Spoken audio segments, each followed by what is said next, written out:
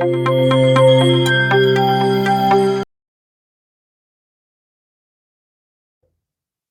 studying modern Indian history, we come across a lot of personalities. Raja Ram Mohan Roy, Ishwar Chandra Vidyasagar, Debendranath Tagore, Keshav Chandra Sen, Swami Dayanand Saraswati, Sir Syed Ahmad Khan, Swami Vivekanand, Firoz Shah Mehta, Badruddin Tayyib ji, Surendranath Banerjee, Lala Lajpat Rai, Gangadhar Tilak, Aurobindo Ghosh, Mahatma Gandhi, M.N. Roy, Dr. B.R. Ambedkar, Bhagat Singh, etc. We study their ideas, their thoughts,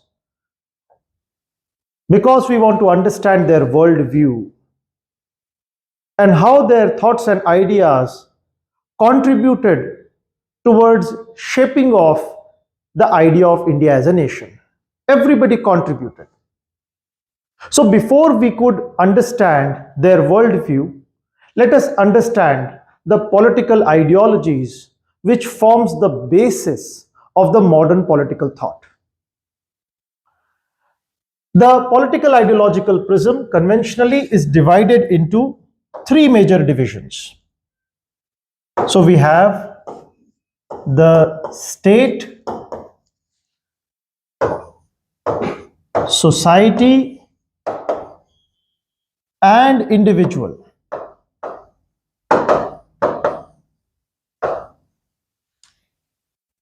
Now, the political thought that supports individual over society and state is known as liberalism.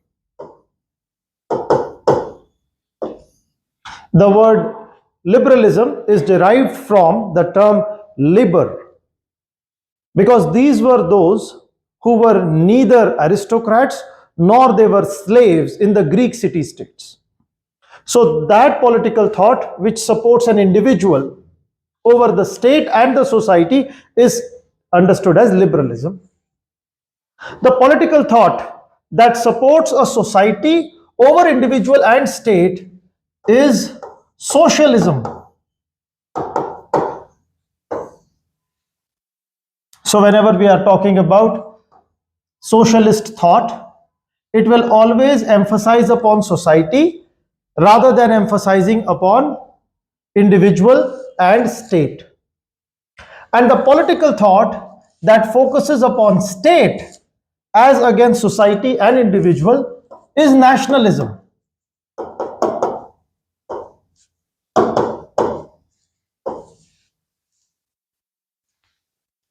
So we come across three important divisions or three important ideologies: socialism, liberalism, and nationalism. Now, liberalism as a political ideology, it emphasizes more upon individual rights. So, rights, whether it is political and civil, then constitutionalism,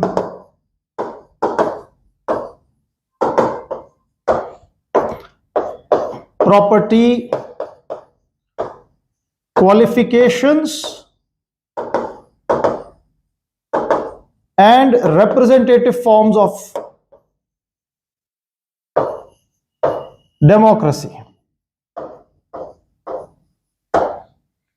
So liberalism, it also has its own extreme. So the classical liberalism emphasizes more upon minimal state. It wants a minimal state, but it wants to make sure that every individual can enjoy their rights, that is generally understood as liberty, and they pitch for political and civil rights, and everything is justified on the basis of reason.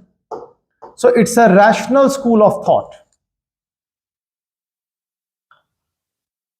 Compared to that, if you talk about the state and its nationalism, it is emphasizing, or it is rather based upon conservation, tradition.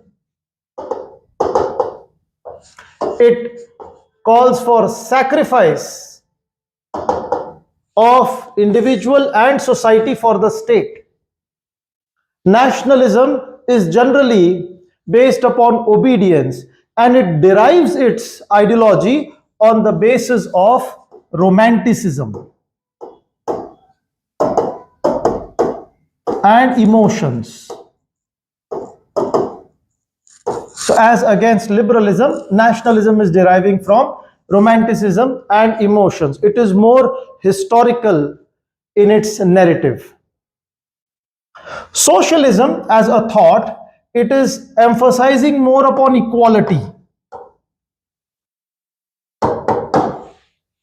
So socialism will say that man is a social being. Society comes first. So it will always emphasize upon equality. It will pitch for universal suffrage. Now, even socialism, it is derived from reason, and on the reasonal basis, it is criticism of the liberal ideology. So socialists, they generally emphasize upon equality, universal adult suffrage, and whenever every ideology views the world from their perspective, they will have a different idea of justice. So for the socialists, they would state that the state must tax the rich and must bring about equality.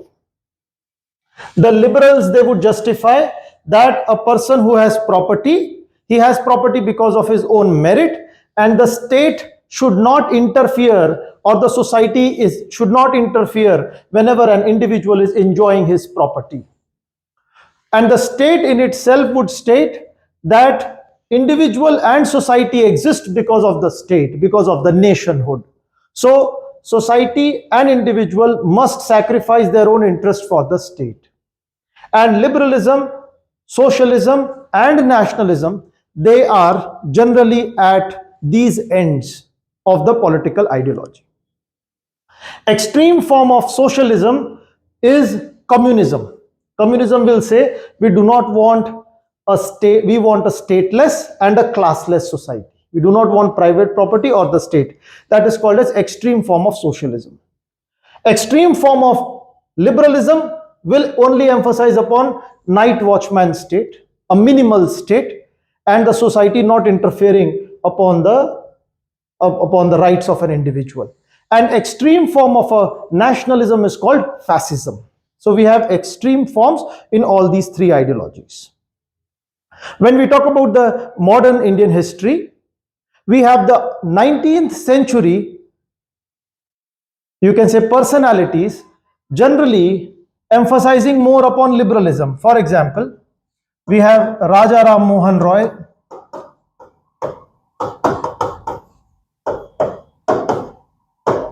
Now he was emphasizing upon political and civil rights.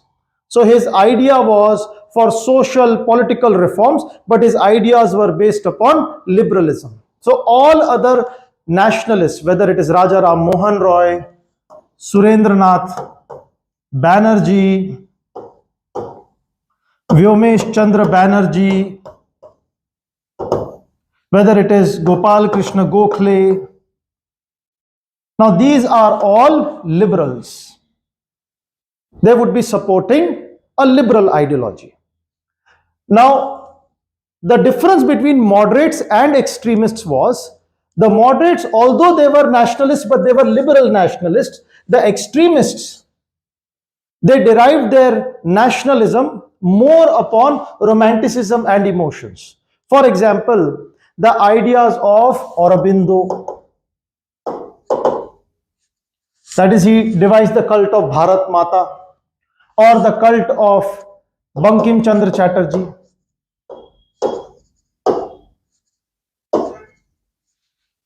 or the ideas of Lala Lajpat Rai, Bal Gangadhar Tilak. So the very initial cult of Swaraj, that was nationalist in its narrative, that was more of romanticist and emotional, appealing to the masses. And in 1920s, the ideas that came, they were socialists. For example, we have ideas of M.N. Roy, Dr. B.R. Ambedkar, Bhagat Singh. Now all these ideas were socialist because they were emphasizing more upon equality. Every school of thought could have had extremist expression of their ideas. For example, M.N. Roy, he would at one point of time support a complete communist ideology. So he went to the extreme form of socialism. Whereas Jawaharlal Nehru, he would emphasize upon universal adult suffrage, so he's socialist. Dr. B.R. Ambedkar was a socialist. Now Motilal Nehru was a liberal. His idea was what? Dominion status. So Jawaharlal Nehru and Motilal Nehru, their ideological differences were that of a liberal and a socialist. An extreme form of nationalism will go into fascism also. For example, the ideas of Hindu Mahasabha, RSS, that was extreme form of nationalism. Glorifying the cult of Bharat Mata, that was fascism.